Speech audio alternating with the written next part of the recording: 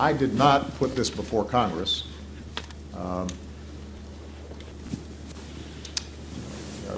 just as a political ploy or as symbolism. I put it before Congress because I could not honestly claim that the threat posed by Assad's use of chemical weapons on innocent civilians and women and children posed an imminent direct threat to the United States. In that situation, obviously, I don't worry about Congress. We do what we have to do to keep the American people safe. I could not say that it was immediately, directly going to have an impact on our allies. Again, in those situations, I would act right away.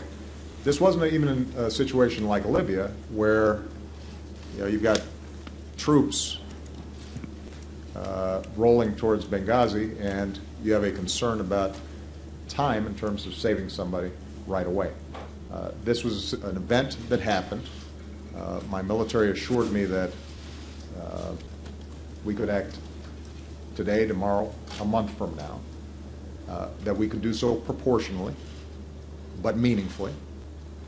And in that situation, I think it is important for us to have a serious debate in the United States about these issues. Because these are going to be the kinds of national security threats that are most likely to recur over the next 5-10 years. There are very few countries who are going to go at us directly. I mean, we have to be vigilant, but our military is unmatched. Those countries that are large and powerful, like Russia or China, we have the kind of relationship with them where we're not getting in conflicts of that sort. At least, over the last several decades, there's been a recognition that neither country benefits from that kind of great power conflict. So the kinds of national security threats that we're going to confront, they're terrorist threats, they're failed states, they are the proliferation of deadly weapons. And in those circumstances, a president's going to have to make a series of decisions about which one of these threats over the long term starts making us less and less safe.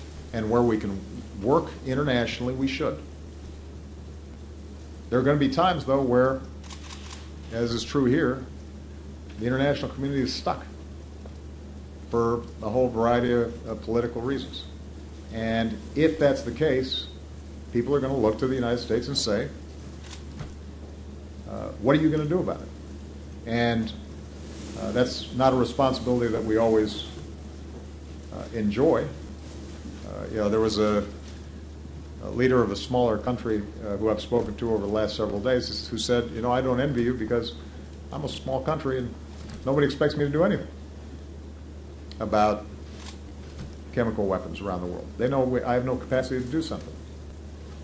And it's tough because people do look to the United States. And the question for the American people is that responsibility they're willing to bear? And I believe that when you have a limited proportional strike like this, not Iraq, not putting boots on the ground, not some long drawn-out affair, not without any risks, but with manageable risks, that we should be willing to bear that responsibility.